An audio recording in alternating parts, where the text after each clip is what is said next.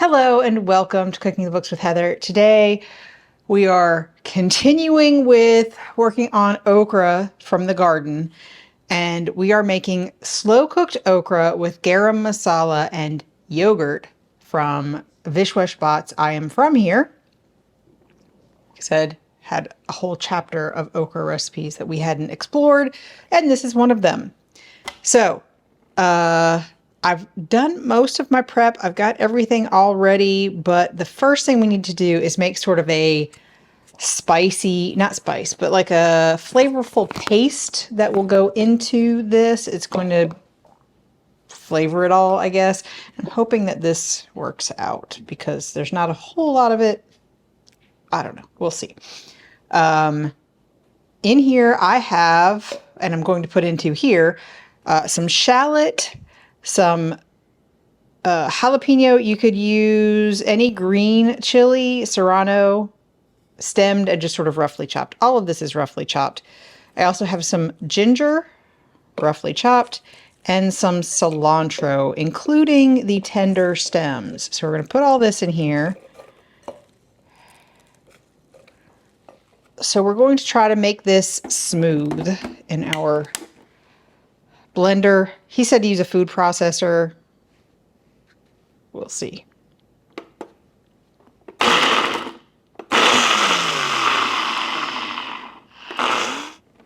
don't know if we're going to get super smooth without any liquid in here. I think I'm going to have to get out the food processor. All right, take two. And I've hurt myself trying to get my food processor out. That's what happens.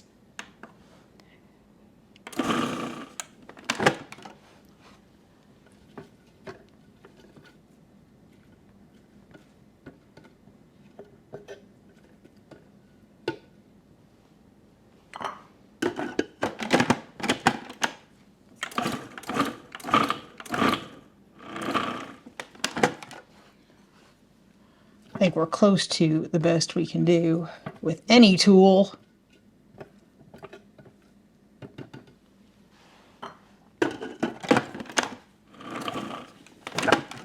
All right, that'll have to do. And everything else happens over at the stove. So we will see you over there when we're ready to cook in just a few minutes. All right, so for our okra, I'm measuring some oil into our pan. He says peanut oil or canola oil or other sort of neutral flavored oil. I'm using grapeseed oil as I usually do. There we go. And we want this over medium heat. So we're heating that over medium heat. Once it starts to shimmer, we're going to add our okra. So I have taken the tough tops off and cut them into pieces of about an inch. So that's what we have here. I have all of my ingredients ready because even though this says it's a slow cooked okra, it doesn't feel like it actually cooks that slowly or doesn't cook that long. All right, it's getting a little shimmery, so I'm going to go ahead and add the okra. And I'm going to keep this bowl because we're going to take this out and put it back in and then do some other things before we put it back in. So I'm going to keep this, and it's supposed to be lightly browned and crisped on the outside. So he says only about 2 minutes. So we'll see.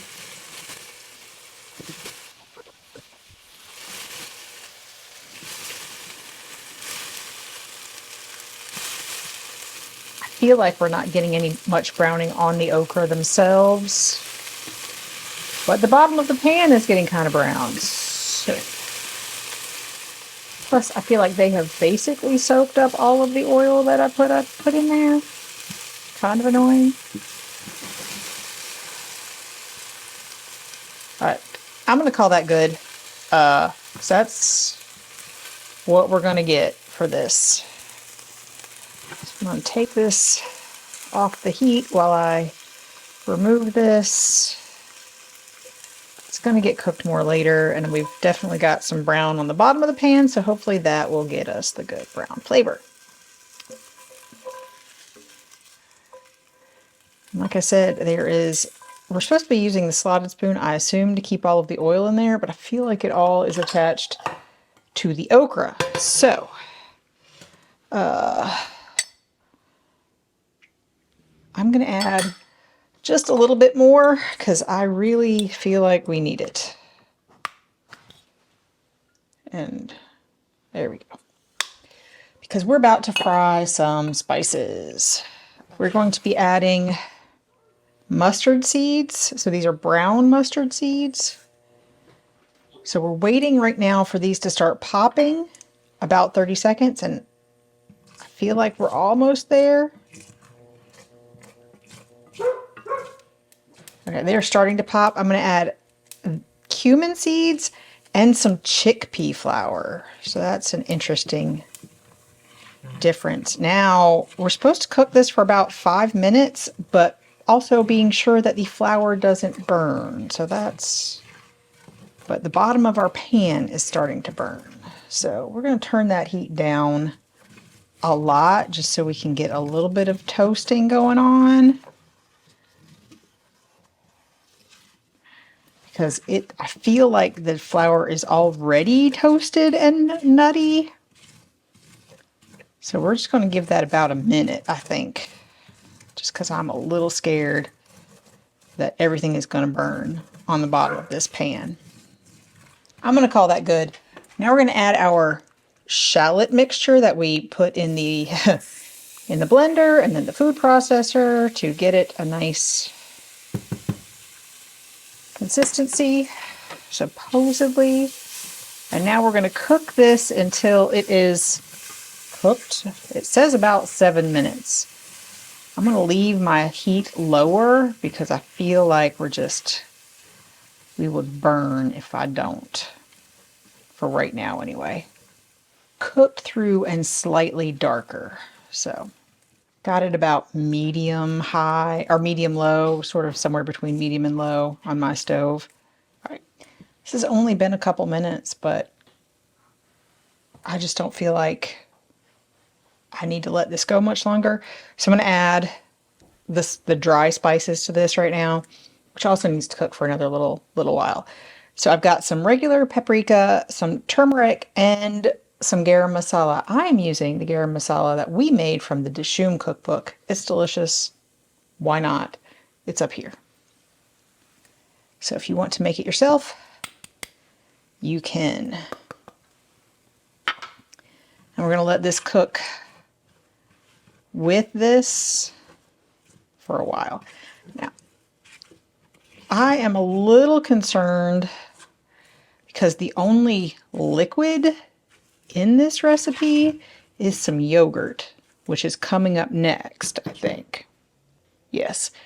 And my yogurt is very thick. I mean, it does ask for Greek yogurt, and that is what I'm using. My yogurt is very thick, and I feel like this is not going to be saucy at all, but we'll see. We'll see what happens when I do add the yogurt. But I think I'm going to turn it down because, again, we're starting to get stuff on the bottom of my pan. I feel like I should have cleaned my pan a lot better before this, but that's all right. All right. I'm going to go ahead and add the yogurt while it's my pan is on very low heat. I need a new one like this. It's a little sticky.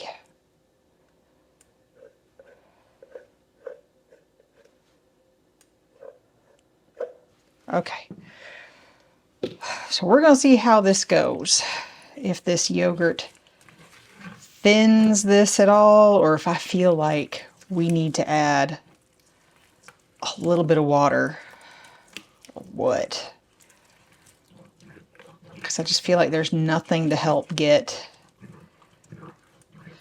the spices and everything off of the bottom of the pan, which usually used to glaze.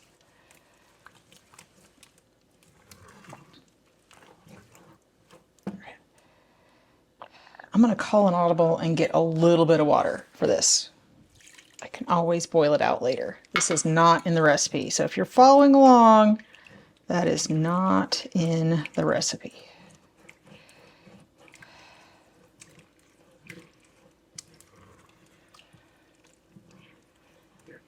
It is helping get some of the stuff off the bottom and into our sauce, which is where we want it.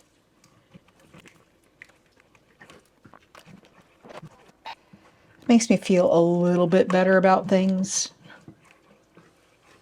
having all of that sort of dissolved off the bottom and into our sauce. And I didn't burn everything, so that's great. All right, and now we're just going to add our okra back in, and I'm going to turn that heat back up some.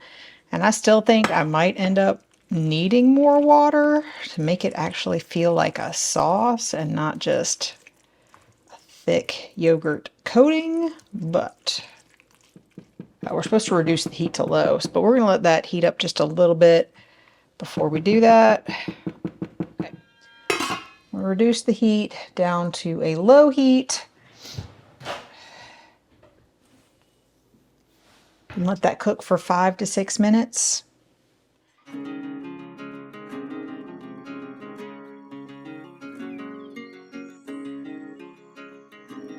On this episode of Cooking the Books with Heather, you watched me make slow-cooked okra with garam masala and yogurt from Vishwesh Bhatt's I Am From Here.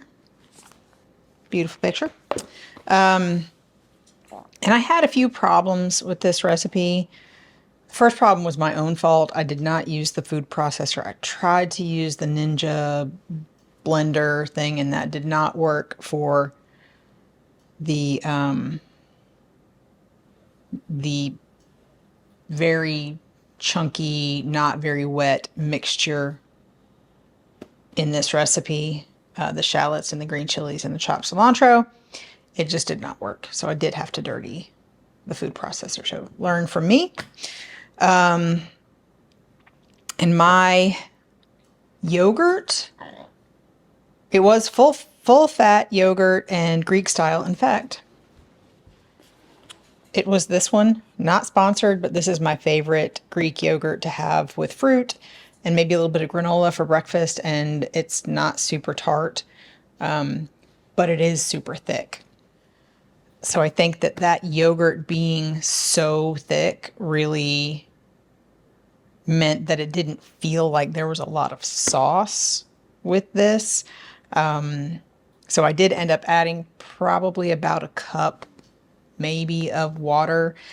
And then my okra was not cooked through and soft at 5 to 6 minutes. And I felt like I was not getting enough browning on it in the beginning, and I just felt like it was not cooking like I expected it to, not in the time that this suggested, and took up all of the oil. So I would do that a little bit differently and maybe use a different pan. I don't know. That pan, sometimes you really need to make sure your stainless steel is super, super clean. That was just, at that point, that pan was just picking up everything and it was just all on the bottom. So I had to do things a little differently because if I didn't, it was all going to burn. But I did end up cooking it a longer time and adding water to it. And it was still a little bit too thick, or a little bit thicker than I would have preferred. I don't know what it's supposed to be like. I don't think there's a picture of this one.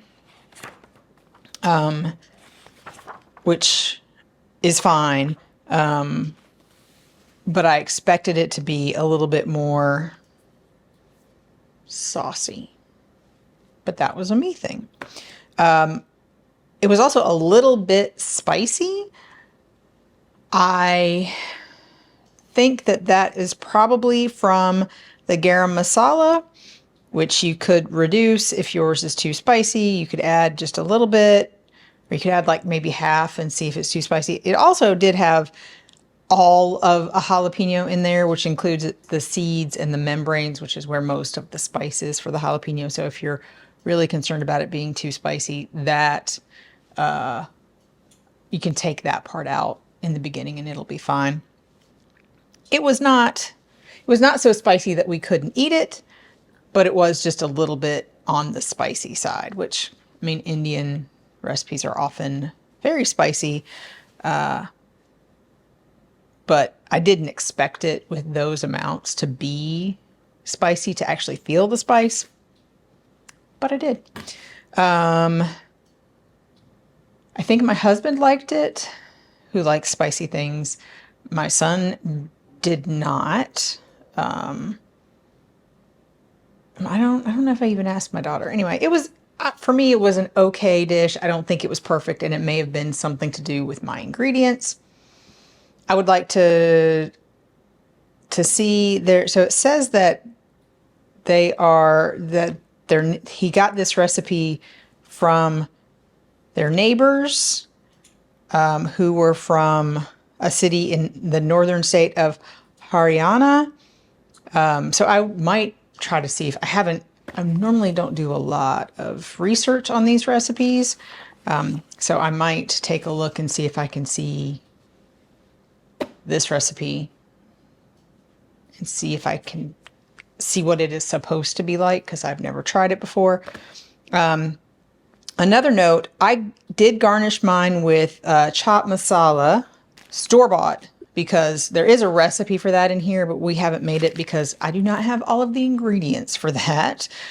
And it is one of those things that, this is an MTR, I think, brand, that in the Dishoom cookbook, they basically, it's one of the ones that they say you should just buy it because there's so many ingredients. Just buy that. I can't remember if this was one of the brands that was recommended or not.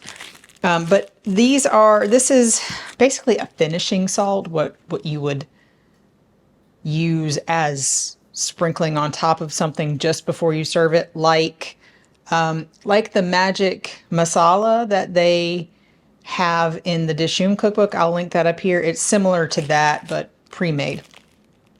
So,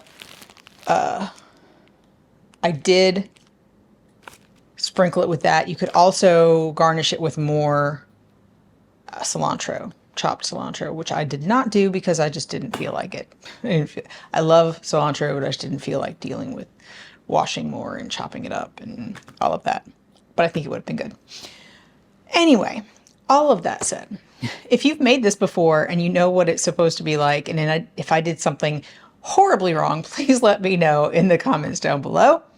And if you've enjoyed watching me make this, please give me a thumbs up, hit the subscribe button, and come back and watch me make something else next week.